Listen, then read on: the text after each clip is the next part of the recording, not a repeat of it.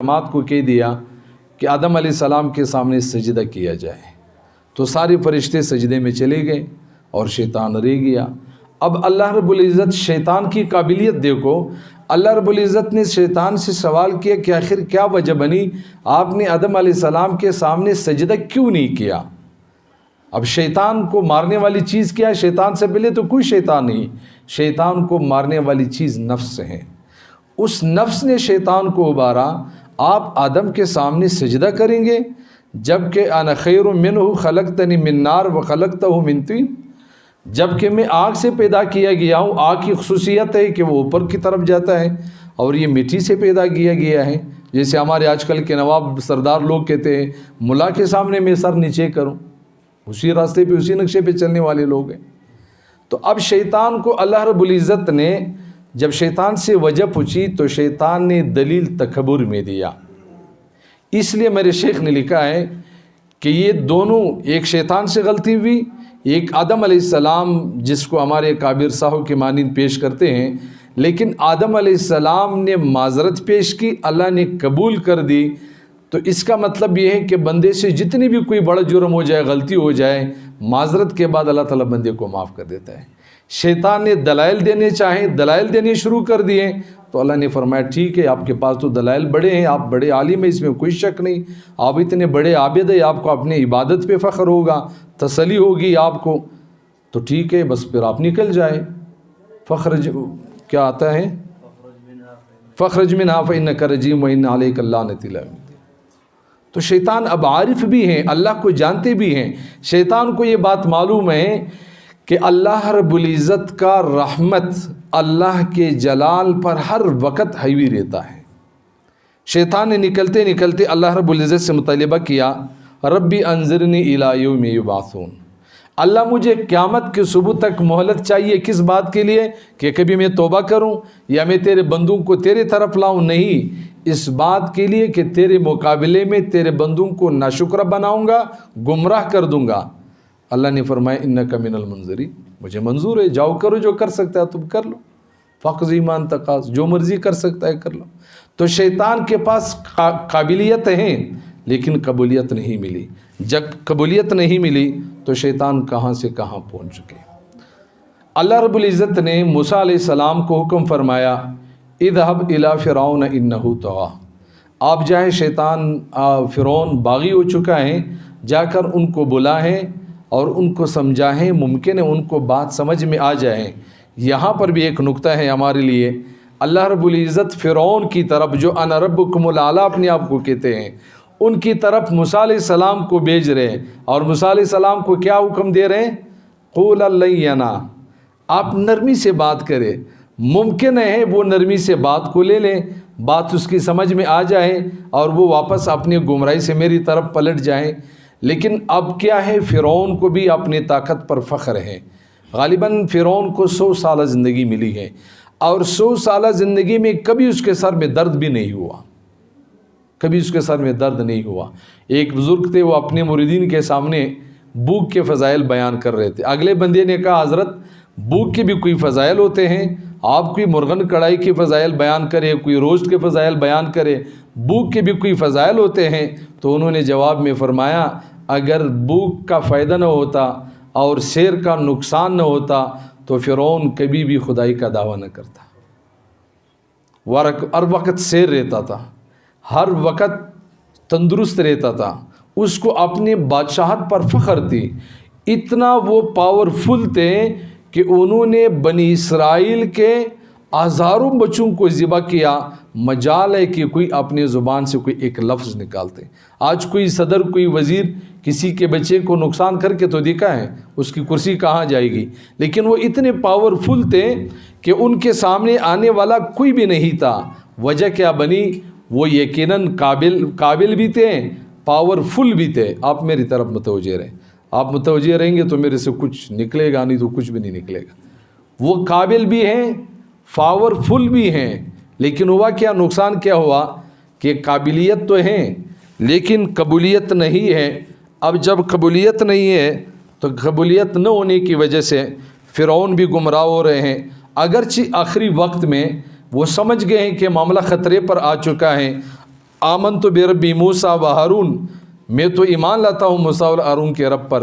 अल्लाह ने फरमाया अल-आन, अब नहीं, अब देर हो चुका है, अब जो इंतकाम आपसे लेना था, जहाँ आपको पहुँचाना था वहाँ पे आपको पहुँचा चुका हूँ, अभी ये मामला ख़त्म हो गया, अभी आपके लिए इसमें गुंजाइश नहीं है।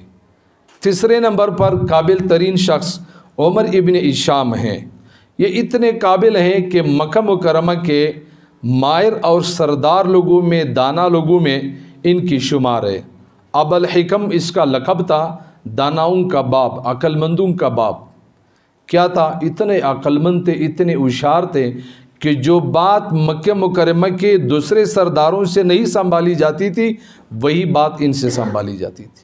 और ये अपने ज़माने में सैयदना उमर रज़ियल्लाहु तआला अन्हु को, जब तक वो मुसलमान नहीं हुए थे, उमर नहीं कहलवाने देते थे।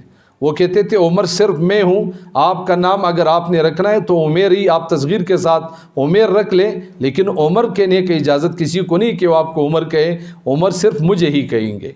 इतने वो ताकत वाले भी हैं, इतने वो दाना भी हैं, इतने वो अक्लमंद भी हैं। लेकिन वजह क्या बनी?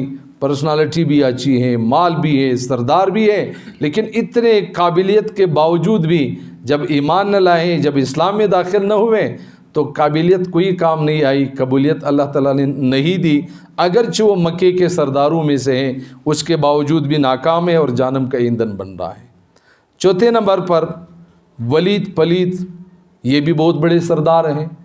इनको भी नबी अलैहिस्सलाम दावत देते हैं, इनको भी इस्लाम की तरफ बुलाते हैं, इन पर भी कोशिश होती है कि आप इस्लाम में दाखिल हो जाएं, लेकिन क्या वो कहते नहीं, मैं तो बड़ा सरदार हूँ, मैं तो बड़ा अक्लमंद हूँ, मैं कैसे नबी अलैहिस्सलाम के नऊज़ बिल्लाह एक आम से आदमी की बात मानूँ, वो नबूवत का दावा कर रहे। ज़रनी व मन खलक़्तु वहीदा, मुझे और इससे छोड़े जो अपने आप को वहीदुज़्ज़मान समझते हैं। अल्लाह ताला ने फरमाया मुझे छोड़ दे, मैं इनके साथ क्या करता हूँ। अल्लाह ने इनको 12 बेटे दिए हैं, वो बेटे जो हर वक्त हज़र बाश रहा करते थे, माल भी दिया था, समझदार इतने थे, ये ख़ुद कभी कभार कहते थे कि ये कुरान अज़ीमुशान, वो शायर भी थे, वो ख़ुद कहते थे कि ये कुरान मुझे शायरी नहीं लग रही, ये वाकई अल्लाह का कलाम है। लेकिन बदबख्त से जब पूछा गया एक दफ़ा मजमे के अंदर कि आप कुरान के बारे में क्या जानते हैं, ख़ुद अपने ज़ुबान से कहा था कि ये कुरान ये शायरी नहीं है, ये वाकई अल्लाह का कलाम है। लेकिन जब सरदारान कुरैशी इकट्ठे हो गए, जब उनको मैदान में लाया गया, उनसे पूछा गया आप तो बड़े अक्लमंद हैं, बड़े दाना हैं, आप क्या कहते हैं कुरान के बारे में? थोड़ी देर तवक्कुफ़ की खामोश रहे, फिर सर उठा करके कहा हाँ ये मुझे शायरी लग रही है। क्या है? अपने दानाई पे, अपने अक्लमंदी पे, अपने काबिलियत पे फ़ख्र हैं, एतमाद हैं, लेकिन कबूलियत की तरफ कदम नहीं उठा रहा। तो अल्लाह रब्बुल इज़्ज़त ने काबिलियत तो दी, लेकिन कबूलियत अल्लाह रब्बुल इज़्ज़त ने उनको भी नहीं दी। उससे आगे हम आते हैं मुजद्दिद अल-फ़ैसानी रहमहुल्लाह के दौर में, अकबर बादशाह के दौर में 2 भाई हैं, अबुल फ़ज़ल और फ़ैज़ी। ये इतने बड़े पाए के आलिम थे कि सबसे पहले कुरान मजीद का तफसीर इन 2 भाइयों ने लिखा है। और कुरान का तफसीर कैसे लिखा? बा, ता, सा, जीम, खा, शीन, जा, ये जो नुक्ते वाले अल्फाज हैं ये कोई भी इस्तेमाल नहीं किया। बग़ैर नुक्ते वाले अल्फाज से उन्होंने 30 पारे कुरान का तफसीर लिखा। तफसीर का नाम उन्होंने लिखा सवातिउल इल्हाम, इसमें भी कोई नुक्ता नहीं।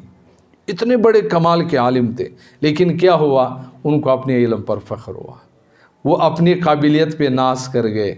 जब नाश कर गए, आजकल भी हमें लोग कहते हैं भाई फ़लान वज़ीर के साथ, फ़लान के साथ तो फ़लान उलमा हैं, तो ये तो रोज़ यावल से चलता हुआ आ रहा है, ये कौन सी कोई नई बात है। अकबर बादशाह के साथ भी तो अबुल फ़ज़ल और फ़ैज़ी थे, जो इतने बड़े माहिर उलमा थे। आज के उलमा उनका मुकाबला नहीं कर सकते। बग़ैर नुक्ते के कुरान मजीद का तफसीर लिखना ये कोई मामूली बात नहीं है, हर बंदे की बस की बात नहीं है। और ज़हीन इतने थे, जब बादशाह के लिए कोई आशार उनकी मनकबत पढ़ते, कोई अशार पढ़ते, ये दोनों इतने ज़हीन थे, जब वो शायर बेचारा मजमे में खड़े होकर बादशाह के हक़ में कोई अशार पढ़ते तो फ़ैज़ी फ़ौरन कहते हज़रत ये तो मेरा कलाम है, इसने सुनाया आपको। उन्होंने कहा आपके पास दलील क्या है? फ़ैज़ी कहते थे मैं सुनाऊंगा आपको, ये मेरा कलाम है। فیضی کا یہ کمال تھا کہ جب ایک دفعہ کوئی بات سنتے، کلام سنتے، ازبر اس کو یاد ہو جاتا، وہ کھڑے ہو کر کلام سناتے، وہ شاعر بیچارہ جس نے انعام لینا ہوتا وہ بیٹھ جاتا خاموشی سے، فیضی کے بعد ابو الفضل کھڑے ہو جاتے، جی ہاں بادشاہ میں گواہی دیتا ہوں کہ میرے چھوٹے بھائی کا کلام ہے۔ بادشاہ نے کہا آپ کے پاس کیا دلیل ہے؟ وہ کہتا میں بھی سنا دوں گا۔ اس میں یہ کمال تھا کہ وہ 2 دفعہ کوئی بات یا کوئی کلام سنتے ان کو یاد ہو جانا تھا، وہ بھی وہ کلام سنا دیتے اور بادشاہ حیران رہ جاتے۔ وہ جس بیچارے نے مہینوں کا محنت کر کے اشعار تیار کر کے بادشاہ کے محفل میں آتے، وہ بیچارہ ویسے خالی ہاتھ وہاں سے نکل جاتے۔ تو اتنے بڑے ماہر لوگ تھے، اتنے کمال والے قابل لوگ تھے کہ انہوں نے پھر اکبر بادشاہ کے حق میں تعظیمی سجدہ کرنے کا فتویٰ جاری کیا۔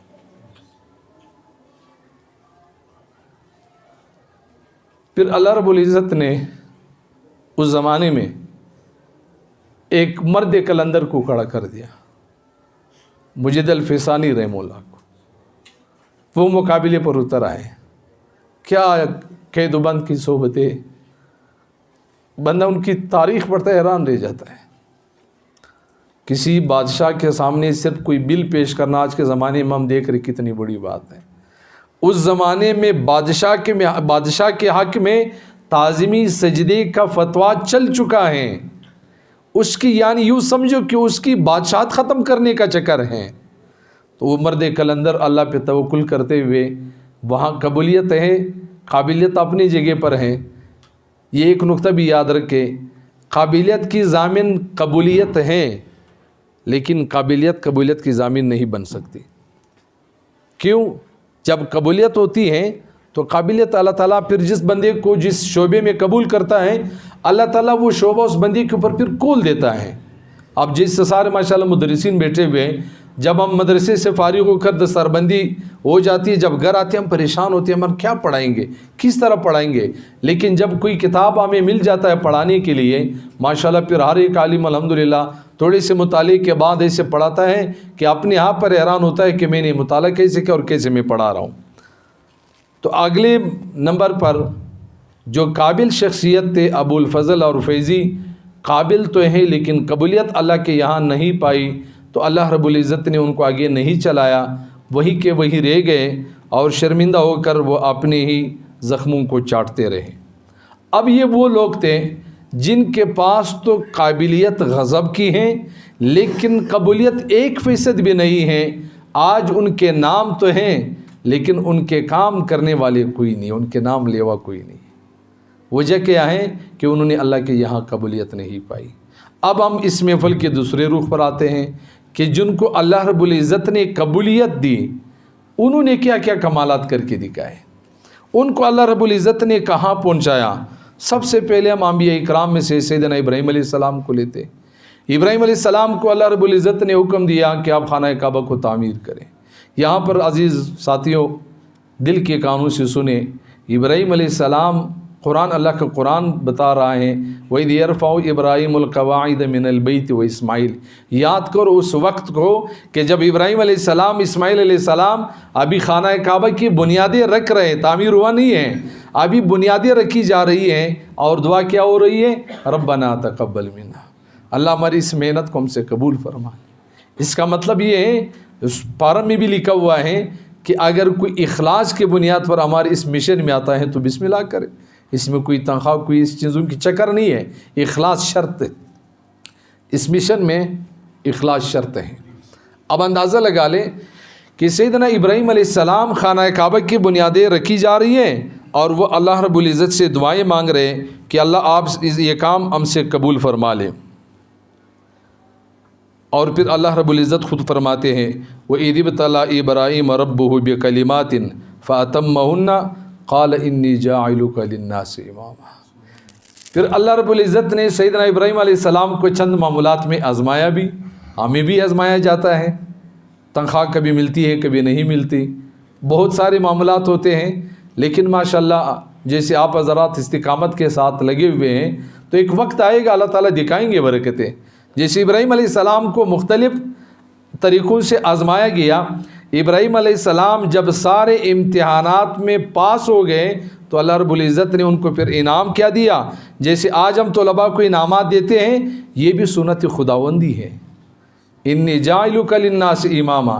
اللہ تعالیٰ امتحانات کے بعد ابراہیم علیہ السلام کو باقاعدہ انعام سے نواز رہے ہیں، انسانیت کا امام بنا رہے ہیں۔ آج دنیا کو کوئی بھی مذہب ہو، وہ ابراہیم علیہ السلام سے محبت کرتے ہیں۔ کیوں؟ اللہ تعالیٰ نے ابراہیم علیہ السلام کو انسانیت کا امام بنایا۔ اور پھر اللہ رب العزت نے ابراہیم علیہ السلام کو کتنی عزتوں سے نوازا۔ ان ابراہیم کان امہ، ابراہیم علیہ السلام ایک فرد ہے، ایک آدمی ہے، ایک شخصیت ہے، لیکن اللہ نے کیا فرمایا؟ ان ابراہیم کان امہ۔ ابراہیم علیہ السلام کو اللہ رب العزت نے باقاعدہ ایک امت کہا ہے۔ جیسے ایک آدمی ہوتا ہے، وہ اگرچہ ایک فرد نظر آ رہا ہوتا ہے، لیکن وہ اپنے اندر ایک انجمن ہوتا ہے، ایک مرکز ہوتا ہے، ایک ادارہ ہوتا ہے۔ جیسے آپ ایک ادارے کے متمم ہیں، بظاہر تو آپ ایک آدمی، ایک فرد ہیں، لیکن آپ ایک ادارہ چلا رہے، اس ادارے میں 100 150 طلباء پڑھ رہے، 10 8 اساتذہ آپ کے زیر نگرانی چل رہے، تو آپ ایک فرد نہیں رہیں، آپ ایک انجمن ہیں، آپ ایک مرکز ہیں، اگر آپ اپنے آپ کو پہچانیں۔ تو ابراہیم علیہ السلام کو بھی اللہ رب العزت نے کیا فرمایا کہ ان ابراہیم کان امہ، ابراہیم علیہ السلام ایک امت ہے۔ امت کیوں کہا گیا؟ اس لیے کہ ابراہیم علیہ السلام بھی اپنے اندر ایک انجمن ہے، ایک انقلاب ہے۔ اللہ رب العزت نے ان کو قبولیت عطا فرمائی ہے۔ پھر اللہ جل شانہ نے ابراہیم علیہ السلام کو بہت سارے القابات سے نوازا ہے، بہت سارے انعامات سے نوازا ہے۔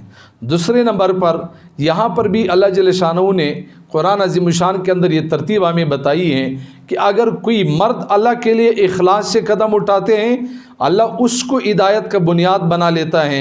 اگر کوئی خاتون اخلاص سے قدم اٹھاتی ہیں تو اللہ تعالیٰ اس کو ہدایت کا بنیاد بنا لیتے ہیں۔ حضرت عمران علیہ السلام کی بیوی ہے، وہ حاملہ ہو گئی، اس کو فکر ہو گیا کہ اللہ جو میرے پیٹ میں بچہ ہے، جو حمل ہے، میں چاہتی ہوں کہ آپ یہ مجھ سے قبول فرما لیں۔ اذ قالت امرأۃ عمران ربی انی نذرت لک ما فی بطنی محررا فتقبل منی۔ اللہ جو میرے پیٹ میں حمل ہے، میں چاہتی ہوں کہ آپ یہ مجھ سے قبول کریں، آپ اس کو قبولیت دیں۔ اللہ رب العزت نے اس خاتون کی دعا کو شرف قبولیت عطا فرمائی، لیکن اندازہ لگا لیں کہ اللہ تعالیٰ نے بیٹا نہیں دیا کہ وہ مدرسے میں بھیج دیتے، اللہ نے بیٹا نہیں دیا کہ وہ مسجد میں بٹھا دیتے، اللہ رب العزت نے ان کو حضرت مریم دی، بیٹی دی۔ لیکن وہ اپنے عزم کے اوپر برقرار تھی کہ میں نے جو عزم اللہ کے ساتھ کیا ہے، جو اللہ سے مانگا ہے، وہ میں نے اللہ کے ساتھ وعدہ پورا بھی کرنا ہے، اور میں نے اللہ کے لیے قبولیت بھی پانی ہے، اور میں نے اللہ کے دین کے لیے قدم بھی اٹھانا ہے، چاہے حالات مناسب ہو، چاہے حالات مخالف ہو، جیسے کیسے بھی حالات ہو۔ انہوں نے اپنے بطن کو پیش کیا، اپنے جو پیٹ میں اللہ تعالیٰ نے ان کو دیا اس کو پیش کیا، پھر اللہ رب العزت نے بھی قبول فرما لیا۔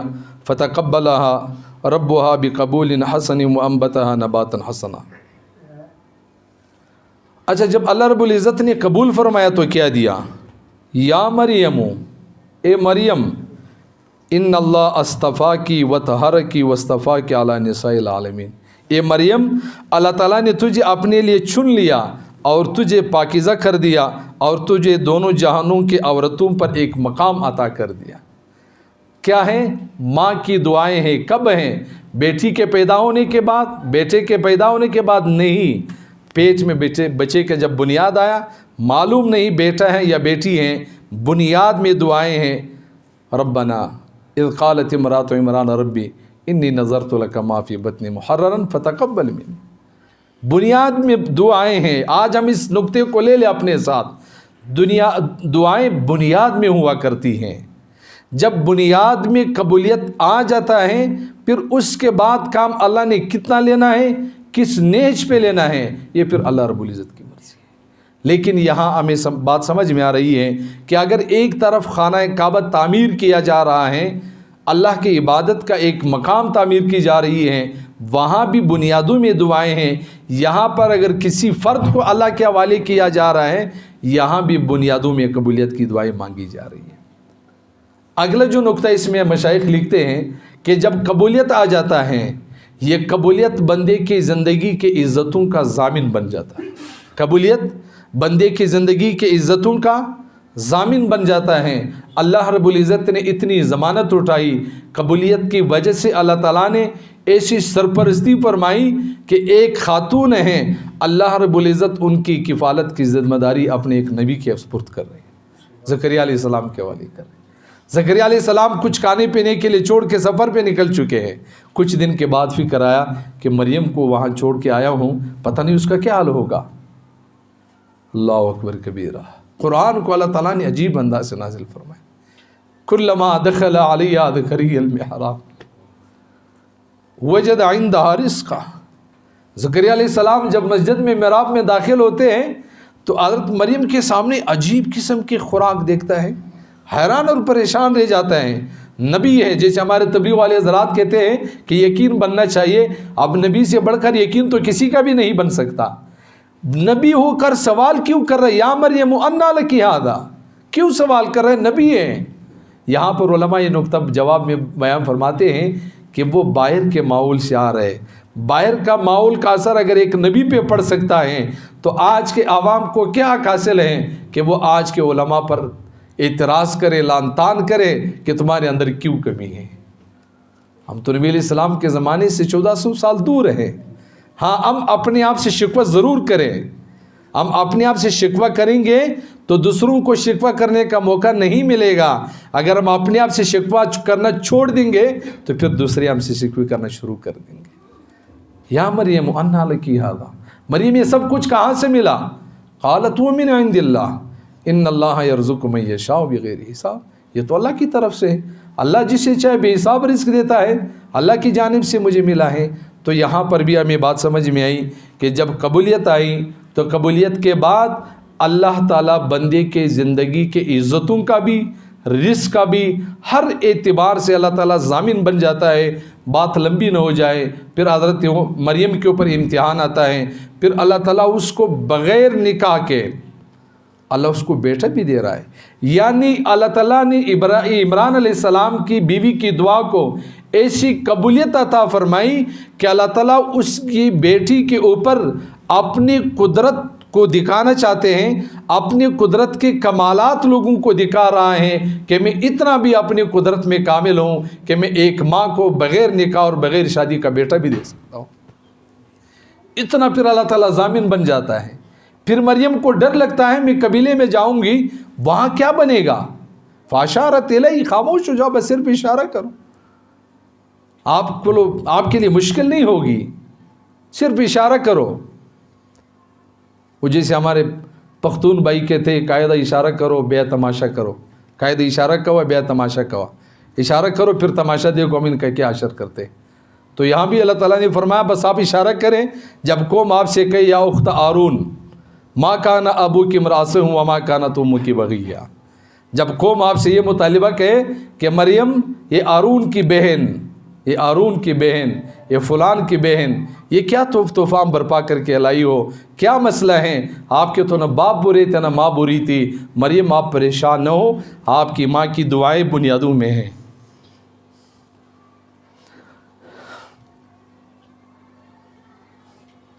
آپ کی ماں کی قبولیت کی دعائیں آپ کے پیچھے ہیں، پریشان نہ ہو۔ افسوس کی بات ہے کہ آج بعض گھروں سے علماء کی بھی حالات آتے ہیں کہ علماء بھی اپنے والدین کو مارتے ہیں۔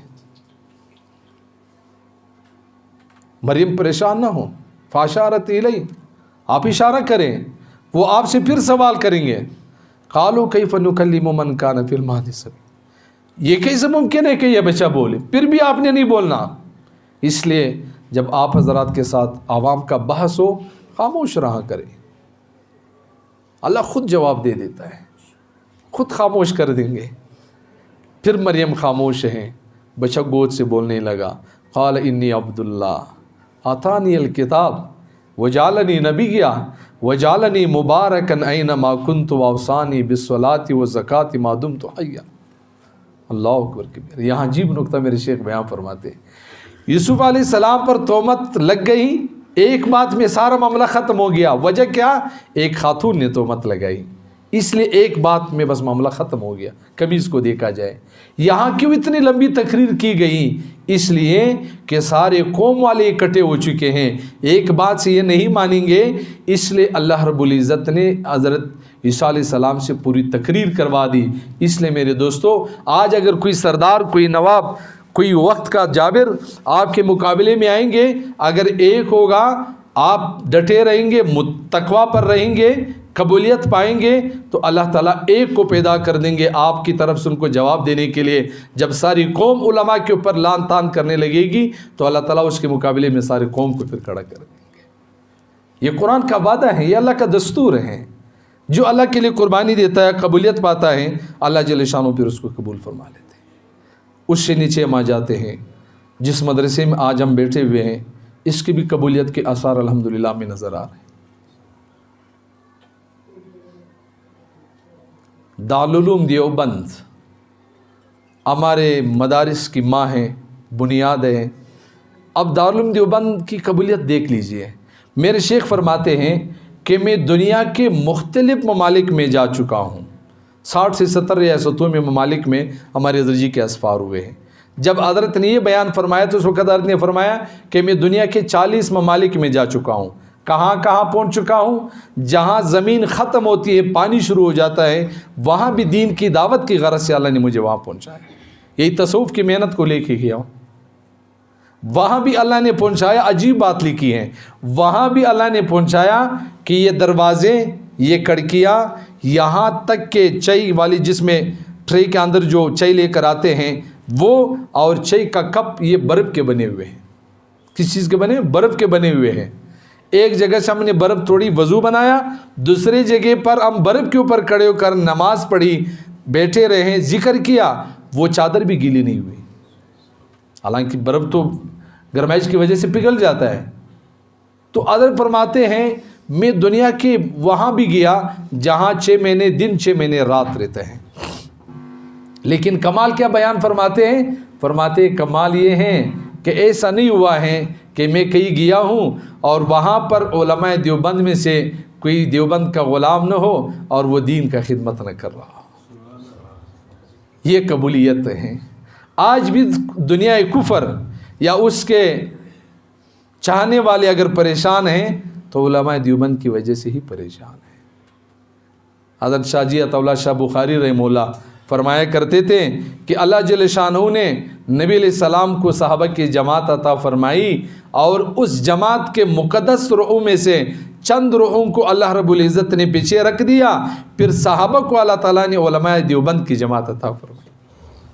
اس لیے فرمایا یا علم و ہنر کا گہوارہ تاریخ کا وہ شاہ پارہ ہے، یا علم و ہنر کا گہوارہ تاریخ کا وہ شاہ پارہ ہے، ارپول یہاں ایک شعلہ ہے، ارسرو یہاں مینارہ ہے، عابد کے یقین سے روشن ہے، سادات کا سچا صاف عمل، آنکھوں نے کہاں دیکھا ہوگا، اخلاص کا ایسا تاج محل، کیسار یہاں دب جاتے ہیں، طوفان یہاں رک جاتے ہیں، اس کاخ فقیری کے آگے شاہوں کے محل جھک جاتے ہیں۔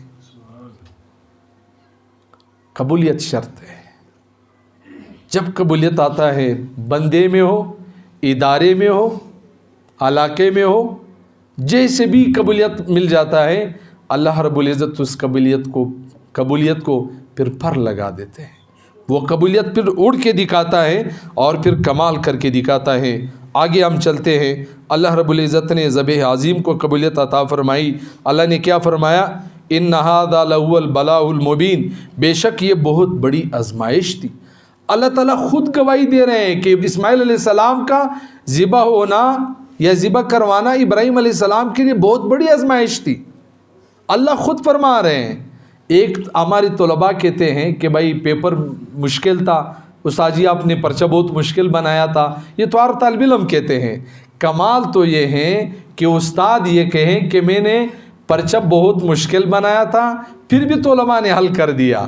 یہاں بھی یہی کمال ہے کہ اللہ رب العزت خود فرما رہے ہیں کہ امتحان بڑا مشکل تھا، پیپر بڑا مشکل تھا، لیکن سلام کرتے ابراہیم علیہ السلام کو کہ ابراہیم علیہ السلام اس امتحان میں پاس ہوئے، جب پاس ہوئے تو اللہ رب العزت نے اس عمل کو، اچھا ایک نقطہ یہ بھی لے لیجئے کہ جب قبولیت آ جاتا ہے اللہ تعالیٰ اس بندے کے کام کو اگلے نسلوں میں جاری کر دیتا ہے۔ جب قبولیت آ جاتا ہے کسی ادارے میں، کسی فرد میں، اللہ تعالیٰ اس کی فیض کو اگلے نسلوں میں جاری رکھتا ہے۔ جیسے اسماعیل علیہ السلام کی ذبح ہونے کی حالت جب قبولیت آئی تو اللہ نے کیا فرمایا، وَتَرَكْنَا عَلَيْهِ فِي الْآخِرِينَ، اور ہم نے آنے والوں میں اس عمل کو جاری کر دیا۔ ثواب کہاں جا رہے ہیں؟ اسماعیل علیہ السلام کو ثواب مل رہا ہے۔ پھر اللہ نے ابراہیم علیہ السلام کے اتنے بڑے ہمت کو دیکھ کر کیا فرمایا، سلام علی ابراہیم۔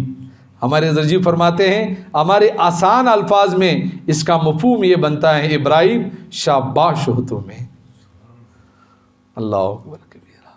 ہمارے مرشد عالم رحمہ اللہ جو میرے حضرت کے شیخ تھے، میرے دادا پیر، وہ فرماتے جس کا ایک مفہوم یہ بنتا ہے، ابراہیم شاباش ہو تمہیں، اپنے امتحان میں پاس ہو گئے علیہ السلام۔ سلام علی ابراہیم، ابراہیم پر سلامتی ہو۔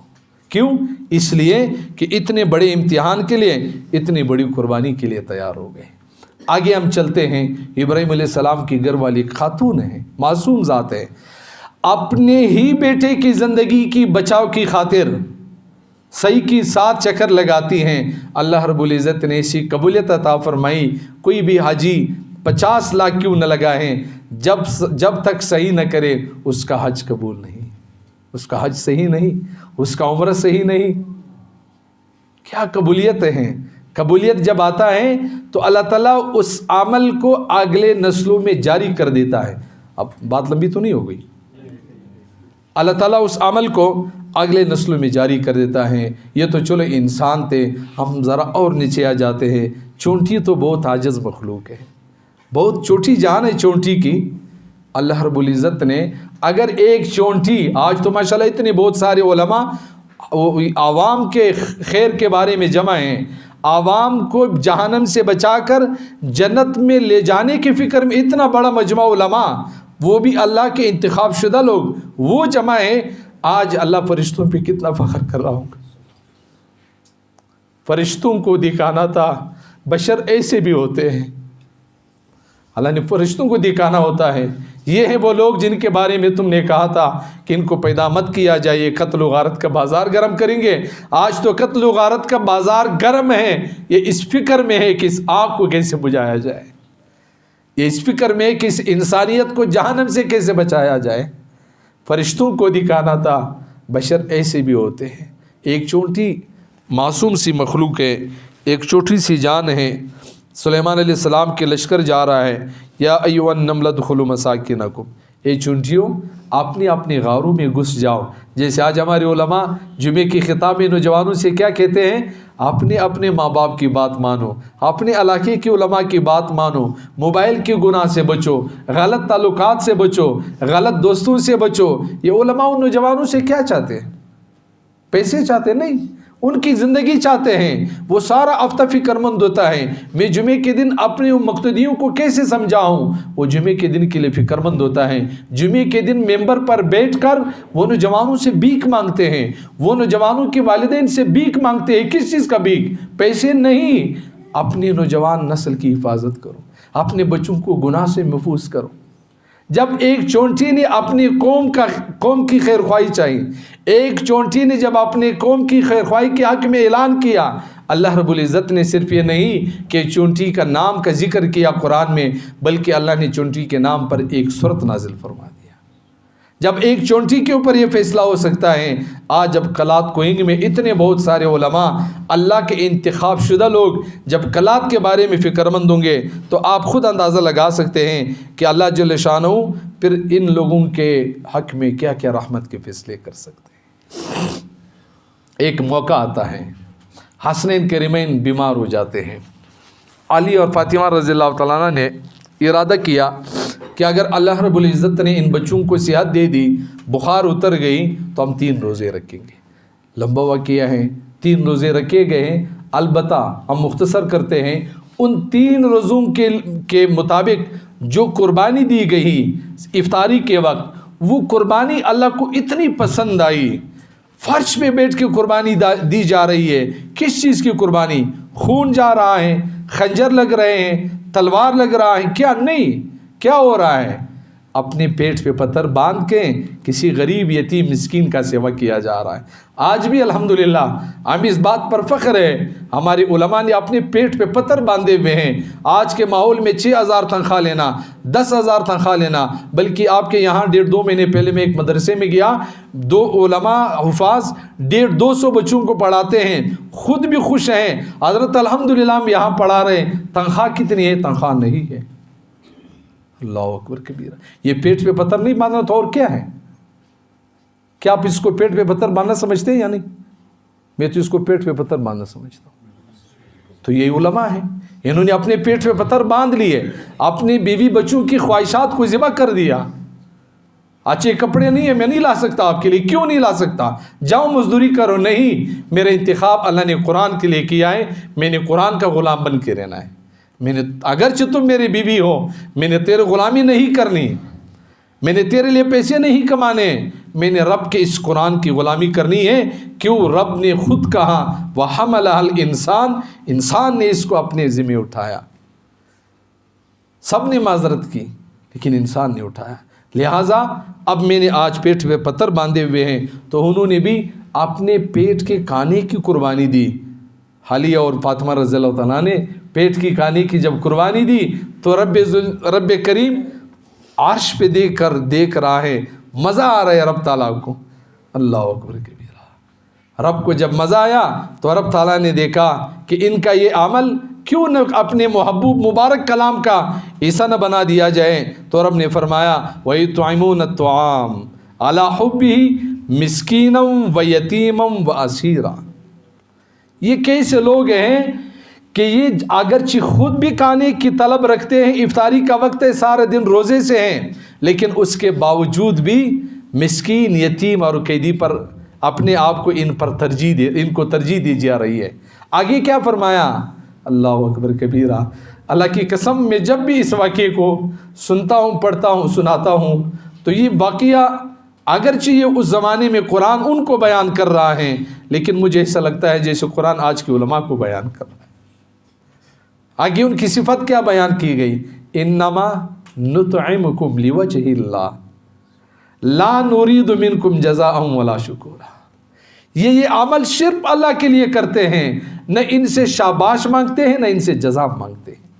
تو الحمدللہ آج ہماری علماء کی جماعت اسی طرح ہے، مدارس میں بیٹھے ہوئے، مراکز میں بیٹھے ہوئے، خانقاہوں میں بیٹھے ہوئے، جہاں کہیں دیکھو لگے ہوئے ہیں۔ نوجوان کی محنت سے ماجد کر رہا ہے، بوڑھے کی محنت سے ماجد کی جا رہی ہے، کوئی جماعت گھر گھر کے دھکے کھا رہے ہیں، ہر در پہ دستک دے رہا ہے، کوئی جماعت تلواروں اور توفوں سے لڑ رہا ہے، کوئی جماعت خانقاہوں کے رخ کر کے وہاں پہ امت کو سنبھال رہا ہے، کوئی کثیر تعداد میں مدارس میں بیٹھ کر اپنے سب کچھ کا قربانی دے کر امت کا سیوا کر رہا ہے، امت کا فکر کر رہا ہے۔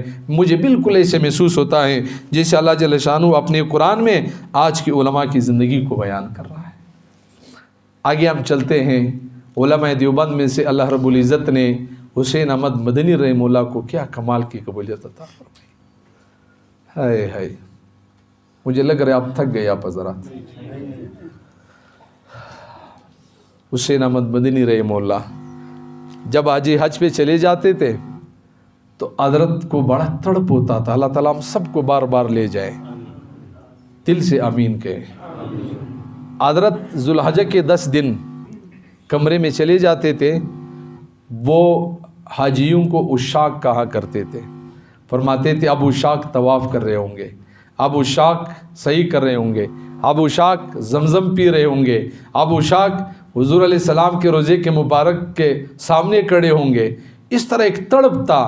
یہ تڑپ جب دکھائی نا اللہ کو، آج لوگ کہتے ہیں یار میں کیسے عمرہ کروں، میرے پاس پیسے نہیں ہے۔ اللہ کی قسم حج عمرے کے سفر میں پیسے کی کوئی تعلق نہیں ہے، بالکل تعلق نہیں۔ بہرحال اللہ رب العزت نے ان کو قبولیت کیا عطا فرمائی، ایسے قبولیت عطا فرمائی کہ 18 سال مسجد نبوی میں بیٹھ کر کیا عرب کیا عجم وہ آتے ہیں، حضرت ان کو حدیث پڑھاتے ہیں اور کیا فرماتے قال هذا صاحب القبر۔ کیا مزے کا وقت ہوگا، اللہ اکبر، صاحب قبر کا فرمان ہے۔ اللہ نے اسی قبولیت عطا فرمائی۔ کیوں؟ تڑپ ہے، عشق ہے، محبت ہے، اخلاص ہیں اور تقوی ہیں۔ میرے عزیز دوستوں، ہم آپس کے اختلافات سے بھی بچ جائیں، تقوی بھی ہو لیکن تقوی بھی معیاری ہو۔ مولانا فہیم صاحب نے سنایا کہ ابتدا میں تبلیغی کام کے جو اجتماع ہوا کرتا تھا اس کو بھی جلسہ کہا کرتے تھے، اور جیسے ہمارے مدارس کے جلسے میں باقاعدہ اسٹیج سیکریٹری ہوا کرتا ہے، اس زمانے میں تبلیغی اجتماع میں بھی اسٹیج سیکریٹری ہوا کرتا تھا۔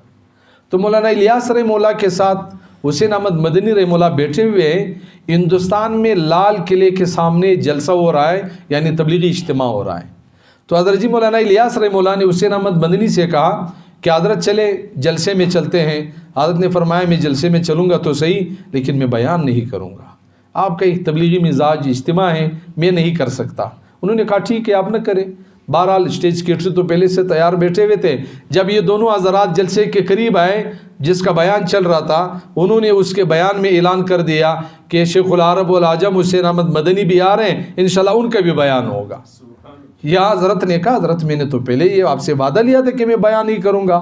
تو حضرت نے فرمایا میں نے تو نہیں کہا، انہوں نے آپ کے حق میں اعلان کیا ہے۔ بہرحال مختصر یہ کہ آ کے دونوں بیٹھ گئے۔ جب بیٹھ گئے تو حسین احمد مدنی کو بیان دیا گیا۔ اب جب بیان دیا گیا، حضرت نے بیان شروع کر دی تبلیغی موضوع پر۔ چلتے چلتے ماشاءاللہ حضرت اپنے مشن پہ پہنچ گئے۔ اس کے تو گٹھی میں انگریز کی مخالفت اور انگریز کو ہندوستان کے زمین سے نکالنا، یہ تو حسین احمد مدنی رحمہ اللہ کی گٹھی میں یہ چیز موجود تھی۔ جب بات اس طرف نکل گئی، جیسے بعض ہمارے لوگ کہتے ہیں کہ یار یہ دستاربندی ہے اور سیاسی آدمی کو بلایا ہے، تبلیغی نقشبندی اجتماع ہے اور سیاسی آدمی کو بلایا ہے، تو حضرت بیٹھ گئے۔ جب بیٹھ گئے تو حضرت جی مولانا الیاس رحمہ اللہ نے فرمایا نہیں مولانا آپ نے بیان کرنا ہے۔ پھر ان کو اٹھایا، دوبارہ پھر حسین احمد مدنی نے بیان شروع کر دی۔ پھر اپنے موضوع کی طرف کچھ دیر کے بعد چلے گئے، پھر بیٹھ گئے۔ تیسری دفعہ پھر اٹھایا۔ جب اٹھایا حضرت نے جب بات شروع کر دی، دل کے کانوں سے سنے۔ حسین احمد مدنی کو ہم سیاسی اعتبار سے جانتے ہیں، علمی اعتبار سے ہم اس کو بہت کم پڑھتے ہیں، ہم سیاسی اعتبار سے ان کو بہت زیادہ پڑھتے ہیں جو ہمارے جماعت کے ساتھی ہیں۔ حسین احمد مدنی تیسری دفعہ جب کھڑے ہو گئے تو لال قلعے پر برطانیہ کا جھنڈا لگا ہوا تھا۔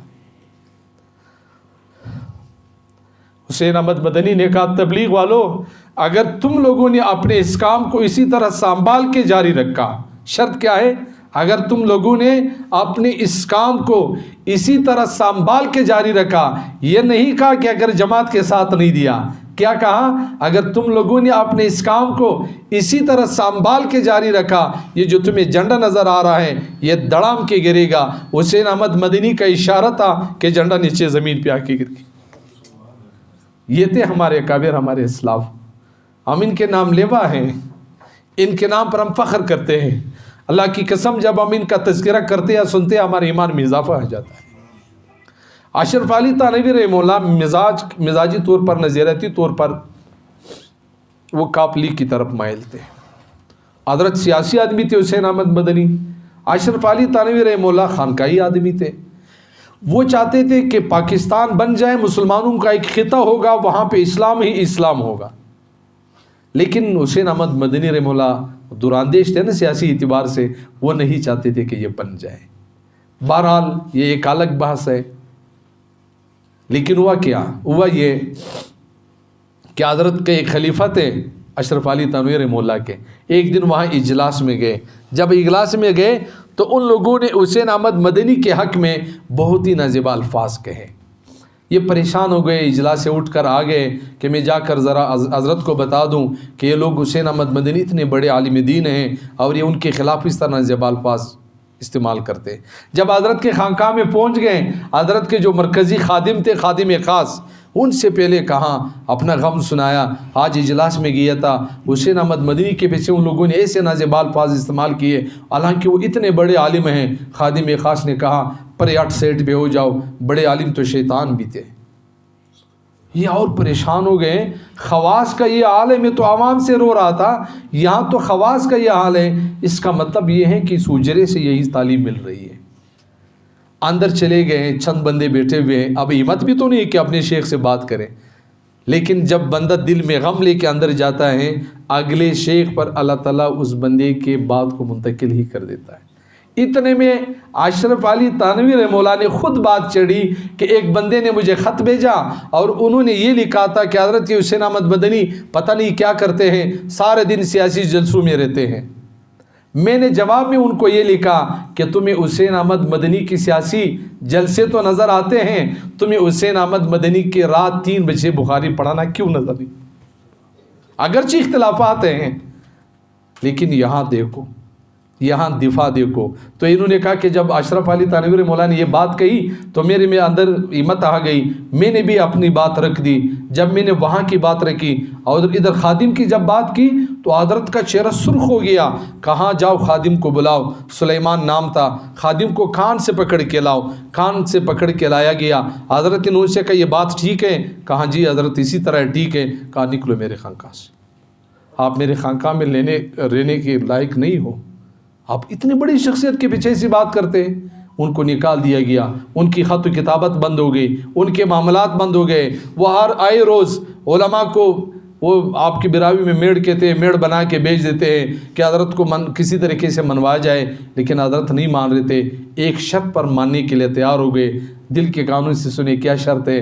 اشرف علی تھانوی نے فرمایا سلیمان تمہیں جانا ہوگا حسین احمد مدنی کے پاس، ان کو سارا واقعہ سنانا ہوگا، پھر اگر اس نے آپ کو معاف کر دیا تو میں بھی آپ کو معاف کر دوں گا۔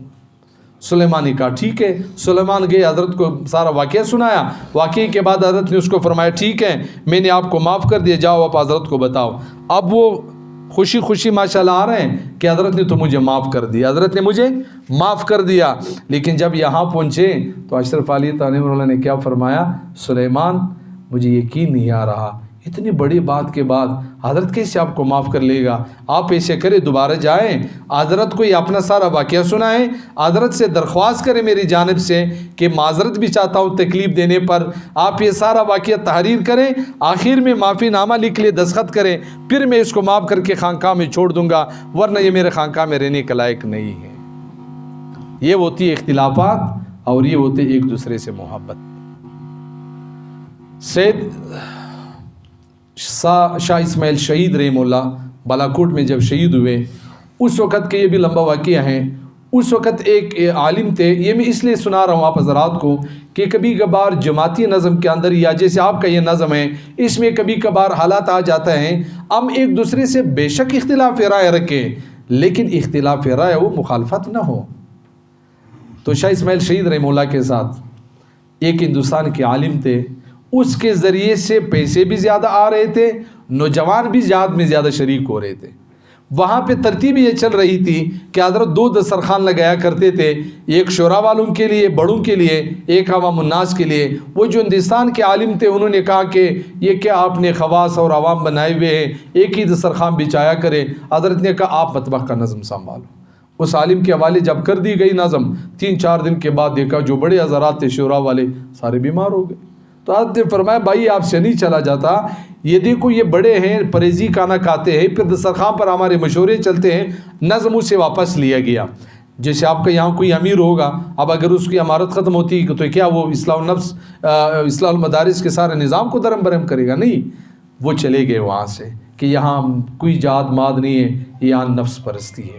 جب اپنے علاقے میں چلے گئے، نوجوان آئے حضرت ہمیں بیچ دے جہاد میں، کہا وہاں کوئی جہاد نہیں، نفس پرستی چل رہی ہے۔ حضرت یہ پیسے مجاہدین کو بھجوا دے، وہاں کوئی جہاد نہیں، نفس پرستی چل رہی ہے۔ اختلافات صحیح بات پر ہے، اختلاف رائے ہے، آ کے بیٹھ گئے اپنے علاقے میں۔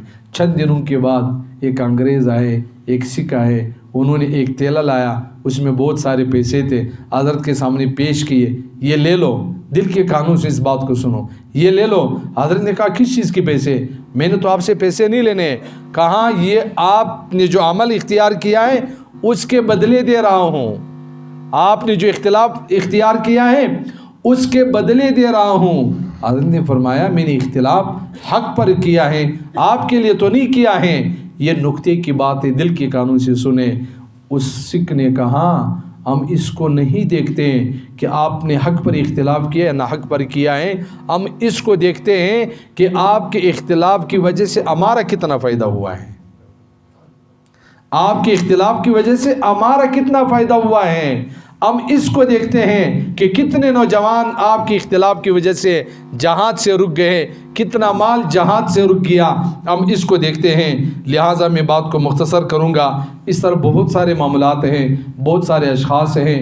فقہ حنفی کو قبولیت ملی، امام صاحب کو قبولیت ملی، معین الدین چشتی رحمہ اللہ کو قبولیت ملی۔ اللہ رب العزت نے اتنا ان کو نوازا کہ اللہ رب العزت نے ان کو اتنی قبولیت عطا فرمائی۔ معین الدین چشتی اجمیری رحمہ اللہ کو ان کی قبولیت کی 7 لاکھ افراد ان کے ہاتھ پہ مسلمان ہو گئے۔ معین الدین چشتی اجمیری رحمہ اللہ کے ہاتھ پر 7 لاکھ افراد مسلمان ہو گئے، اور 90 لاکھ افراد ان کے مریدین تھے۔ 90 لاکھ افراد ان کے مریدین تھے۔ ایک انگریز ہندوستان آیا تھا، جب واپس چلا گیا تو وہاں ان سے سوال کیا کہ کیا دیکھا وہاں آپ نے؟ انہوں نے کہا میں نے زندوں کا حکومت تو دیکھا تھا، لیکن قبر میں رہنے والے شخص کا حکومت میں نے نہیں دیکھا تھا۔ جب میں ہندوستان میں اجمیر شریف گیا، وہاں میں نے دیکھا کہ ایک آدمی قبر میں پڑا ہوا ہے اور لاکھوں لوگ آ رہے جا رہے ان کے سامنے سلامی کر رہے۔ اللہ اکبر کبیرہ۔ اس لیے میرے عزیز دوستو، میں اور آپ ہم ایک مشن کے لوگ ہیں، ہم ایک راستے کے لوگ ہیں۔ ہم قابلیت کے ساتھ ساتھ ہم اللہ سے قبولیت مانگے۔ دیکھو، اگر ایک بات ہے، اگر ہم پڑھا رہے ہیں، اگر ہم محنت کر رہے ہیں، کیا یہ محنت عند اللہ قبولیت پایا اس محنت نے یا نہیں پایا؟ ایک دلہن کو تیار کیا جا رہا تھا، دلہن کو جب تیار کیا گیا، سونا زیور ان کو لٹکایا گیا، سرخی پاؤڈر وغیرہ لگائی گئی، تو ایک سہیلی نے کہا، ایک دوست نے کہا ماشاءاللہ بہت خوبصورت لگ رہی ہو، ماشاءاللہ نی باز زیبا ہوس، اسی طرح کہتے ہیں نا، ماشاءاللہ اب تو بہت حسین ہے۔ وہ دلہن رونے لگ گئی، وہ پریشان ہو گئی بیچاری، میں نے تو ان کی تعریف کی، یہ کیوں رو رہی ہیں؟ اللہ اکبر کبیرہ۔ دلہن نے کیا کہا؟ دل کے کانوں سے سننے والا نکتہ ہے۔ دلہن نے کہا میں اس لیے رو رہی ہوں، آپ بے شک میری تعریف کریں، آپ کو اللہ جزائے خیر دے، لیکن آپ اس بات کو سمجھے جس کے لیے مجھے تیار کیا جا رہا ہے، اگر اس نے مجھے پسند نہیں کیا، قبول نہیں کیا، تو تیری تعریف کس کام کا ہوگی؟ اگر میرے بیان پہ بڑے لوگ واہ واہ کرے، میرے تبلیغ پر بڑے لوگ فخر کرے، بڑے لوگ میرے محنت پہ، میرے مدارس پر فخر کرے، لیکن اگر عند اللہ مجھے قبولیت نہیں، تو لوگوں کا واہ واہ نے مجھے کیا فائدہ دینا ہے؟ لوگوں کے واہ واہ نے مجھے کوئی فائدہ نہیں دینا۔ اس لیے ہم اللہ تعالیٰ سے قبولیت مانگے۔ سیدنا سلمان ندوی رحمہ اللہ سے جب کسی نے پوچھا، وہ شاعر تھے، کہ حضرت آپ وہاں سفر میں کیسے وہاں رہے، کیسے حالات تھے؟ حضرت نے شعر کے انداز میں فرمایا، یہاں ایسے رہیں کہ ویسے رہیں، یہاں ایسے رہیں کہ ویسے رہیں، دیکھنا ہے کہ وہاں کیسے رہیں۔ یا تو جیسے کیسے زندگی گزر جائے گی، رکی سٹی کہا کہ ہم زندگی گزاریں گے، دیکھنا تو یہ ہے کہ مرنے کے بعد وہاں کیسے رہیں گے، وہاں اللہ رب العزت ان محنتوں کے بدلے اللہ جل شانہ ہمیں کیا دیں گے۔ اس لیے میرے دوستو، ہم قبولیت کے بارے میں فکر مند رہا کرے۔ اللہ رب العزت نے ہر عمل کے بعد قرآن عظیم الشان کے اندر ہیں، اللہ رب العزت نے استغفار کا حکم ہمیں عطا فرمایا ہے کہ آپ ہر عمل کے بعد استغفار کریں، چاہے نماز کے بعد ہو، چاہے حج کے بعد ہو، چاہے عرفات کے بعد ہو۔ عرفات کے میدان میں فرماتے ہیں کہ حاجی کا سب سے بڑا گناہ یہ ہے کہ وہ عرفات کے میدان میں اپنے دل میں یہ شک لائیں کہ پتہ نہیں اللہ نے مجھے معاف کیا یا نہیں کیا ہے۔ یہ حج کے دن کا سب سے بڑا گناہ ہے۔ کیوں؟ وہاں کی دعا رد نہیں ہوتی، وہاں کی دعا رد نہیں ہوتی، لیکن اس کے باوجود اللہ تعالیٰ فرماتے ہیں کہ جب آپ وہاں سے مینا آ جائیں، جب آپ واپس آ جائیں، تو پھر بھی آپ استغفار کر لیں، پھر بھی آپ استغفار سے کام لیں۔ اس لیے میرے دوستو، ہم اللہ رب العزت سے مدد مانگے، ہم اللہ رب العزت سے قبولیت مانگے، لیکن یاد رکھے دوستو، قبولیت بغیر تقویٰ کے نہیں آئے گی۔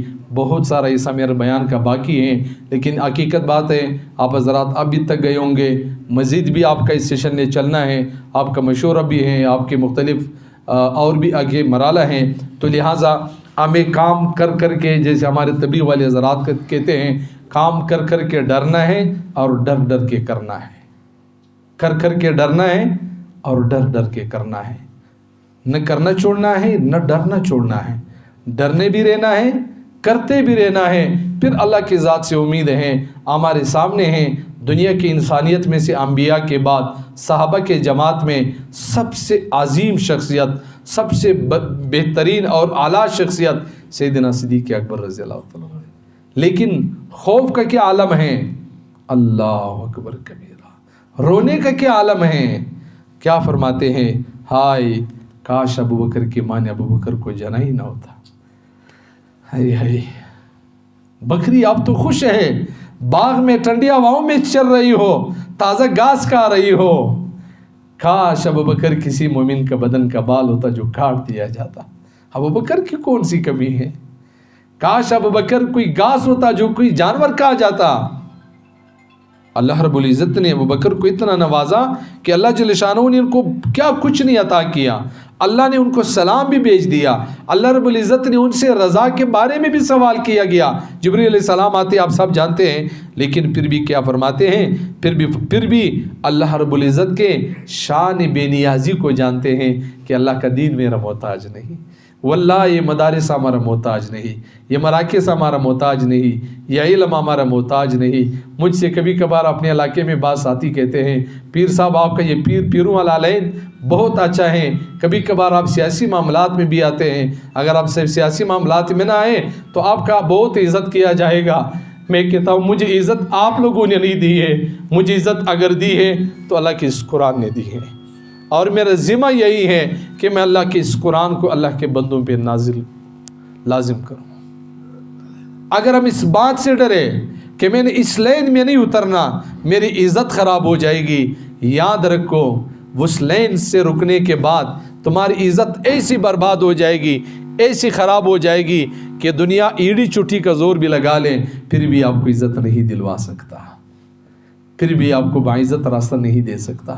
لیکن اگر آپ دین کے ساتھ وفا کرو گے، دین کے لیے اپنے آپ کو پامال کرو گے، جس طرح صحابہ نے اپنے آپ کو پامال کیا، اللہ رب العزت آپ کو عزتوں سے بھی نوازیں گے، اللہ رب العزت آپ کو بھی برکتوں سے بھی نوازیں گے۔ آخری ایک واقعہ عرض کرتا ہوں، دو واقعے۔ حضرت عبداللہ اندلسی رحمہ اللہ بہت بڑے شیخ ہیں، حضرت شبلی رحمہ اللہ کے شیخ ہیں۔ شبلی سے کون نہیں واقف؟ حضرت شبلی کے شیخ ہیں، لیکن ہوا کیا، ایک دن کسی سفر پہ جا رہے، مریدین ساتھ ہیں، حضرت ایک بستی پہ زور کے نماز کے وقت پہنچے۔ جب وہاں پہنچے تو دیکھا کہ ایک گھر کے اوپر صلیب کا نشان لگا ہوا ہے۔ انہوں نے کہا، عبداللہ اندلسی نے اپنے دماغ میں کہا، یہ کتنے بے عقل لوگ ہیں، یہ کتنے بے دماغ لوگ ہیں، کتنے آپ کی زبان میں کہتے گنو کہیں کہ یہ عقل سے کام نہیں لیتے، انہوں نے صلیب کا نشان لگایا ہے۔ اللہ تعالیٰ نے پکڑ فرمائی کہ عبداللہ آپ جو اتنے بڑے درجے پر پہنچے ہیں، آپ کی عقل نے آپ کو پہنچایا ہے، اب میں تمہاری عقل کو سلب کر لیتا ہوں، پھر دیکھتا ہوں کہاں سے کہاں پہنچ جاتے ہو۔ اللہ تعالیٰ نے عبداللہ اندلسی کا عقل سلب کر دی۔ پھر کیا ہوا، ان کی نگاہ ایک خاتون پر پڑی، ایک عیسائی لڑکی پر پڑی، اس پر وہ فریفتہ ہو گئے، اس پر عاشق ہو گئے۔ مریدین اور شاگردوں سے کہا آپ چلے جائیں یہاں سے، میں آپ کے ساتھ نہیں جا سکتا۔ وہ سارے وہاں سے چلے گئے، یہ اس لڑکی کے باپ کے پاس گئے، میرے ساتھ اپنی بیٹی کا نکاح کیا جائے۔ انہوں نے کہا آپ کو اپنا دین چھوڑنا پڑے گا، ہماری طرف آنا ہوگا۔ انہوں نے کہا میں تیار ہوں۔ نہیں توبہ، انہوں نے ایک مطالبہ کیا کہ 2 سال تک آپ کو ہمارے خنزیروں کا ریوڑ سنبھالنا پڑے گا، پھر تمہاری بات مانی جائے گی۔ اندازہ لگا لے، کبھی کبھار جب کسی عالم پر کوئی امتحان آ جاتا ہے، باقی علماء پھر اس کو ڈرامہ بنا لیتا ہے، پھر اس کو فیس بک پہ شیئر کرتے ہیں، پتہ نہیں کیا کچھ کرتے ہیں۔ وہاں یہ نہیں ہوا۔ انہوں نے کہا آپ نے یہ کرنا ہے، کہا میں تیار ہوں۔ قافلہ چلا گیا۔ کچھ عرصے کے بعد حضرت شبلی نے سوچا میرے شیخ تو بڑے استقامت کے پہاڑ تھے، یہ ضرور اللہ کی طرف سے کوئی امتحان ہے۔ وہ آئے، حضرت کو جب دیکھا عصا ہاتھ میں ہے، جبہ پہنا ہوا ہے، عمامہ سر پہ ہے، اس پوزیشن میں کھڑے ہیں جس پوزیشن میں وہ جمعے کے دن محراب رسول میں یعنی ممبر رسول پہ کھڑے ہو کر خطبہ دیا کرتے تھے۔ وہاں ہزاروں کا مجمع ہوتا تھا، یہاں سینکڑوں کے سور پڑے ہوئے سامنے، خنزیر پڑے ہوئے ہیں. کہاں حضرت کیا ہو گیا آپ کو؟ آپ تو حافظ قرآن تھے, کچھ یاد ہے آپ کو؟ کہا مجھے کچھ نہیں یاد, ایک ہی آیت یاد ہے, اس میں اللہ کا حکم ہے کہ ان کی حق نہیں, ان کو مار دیا جائے. حضرت آپ تو حافظ الحدیث تھے, اتنے لاکھ حدیث یاد تھے, آپ کو یاد ہے ایک حدیث یاد ہے جو اپنے دین کو بدل دے اس کی زندگی رہنے کا کوئی حق نہیں حاصل, ان کو مار دیا جائے. مجھے بس یہی یاد ہے. لیکن مرید اور شاگرد مخلص تھے, اللہ کے سامنے روئے. جب روئے تو اللہ رب العزت کی رحمت جوش میں آئی. کیا اللہ کی رحمت جوش میں آئی کہ اللہ تعالیٰ نے عبداللہ اندلسی کو وہ کرامات, وہ کشف, وہ جو انوارات تھے وہ اللہ رب العزت نے ان کو واپس کر دی. عبداللہ ابن مبارک ایک خاتون پہ عاشق ہو گئے. سردی کا موسم ہے, ساری رات ملاقات کے انتظار میں گزاری, وہ لڑکی ملنے نہ آئی. صبح دل پہ ایک چوٹ لگا, عبداللہ آپ کتنے بدبخت ہیں, ایک بدکار خاتون کی خاطر اتنی لمبی رات کھڑے ہو کر گزار دی. کاش آپ اللہ کے سامنے رات گزارتے. وہ چوٹ ہی پڑنا تھا کہ عبداللہ کی زندگی پلٹ گئی, بدل گئی. عبداللہ پھر کیا بنے؟ پھر عبداللہ ابن مبارک بنے. پھر امام صاحب کے لائن میں آتے ہیں.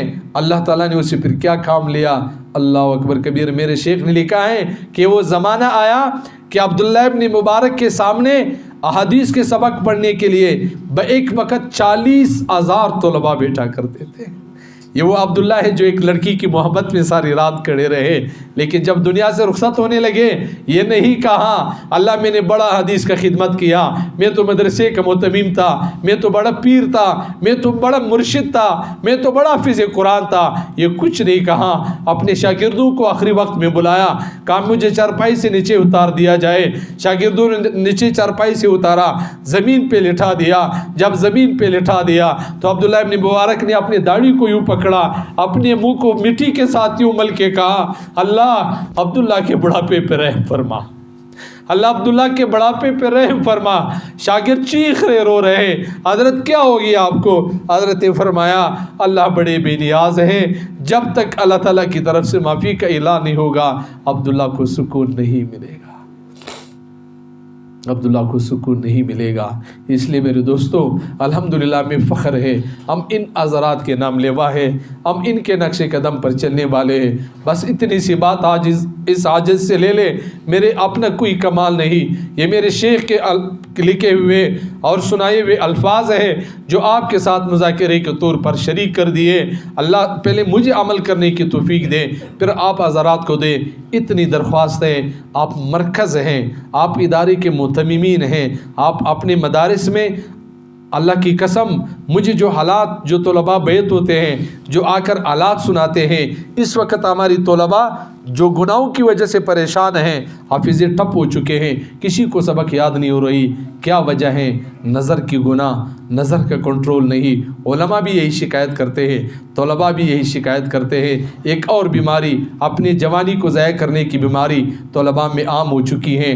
آپ سارے متممین ہیں, میں ہاتھ جوڑتا ہوں, بھیک مانگتا ہوں, اپنے طلباء کو ذکر کے لین پہ ڈال دو, اپنے طلباء کو تبلیغ کے لین پہ ڈال دو, اپنے طلباء کو اصلاح کے لین پہ ڈال دو. آپ کی محنت مبارک محنت ہیں, ماہرین علم پیدا کرو, لیکن اس کے ساتھ ساتھ جیسے آپ نے لکھا ہے اس کے اندر تقوی بھی ہو, اس کے اندر طہارت بھی ہو, اس کے اندر خدا خوفی بھی ہو, اس کے اندر آپ کا ادب بھی ہو, اس کے اندر آپ کے اور آپ کے ادارے کا احترام بھی ہو, اس کے اندر آپ کا عزت بھی ہو.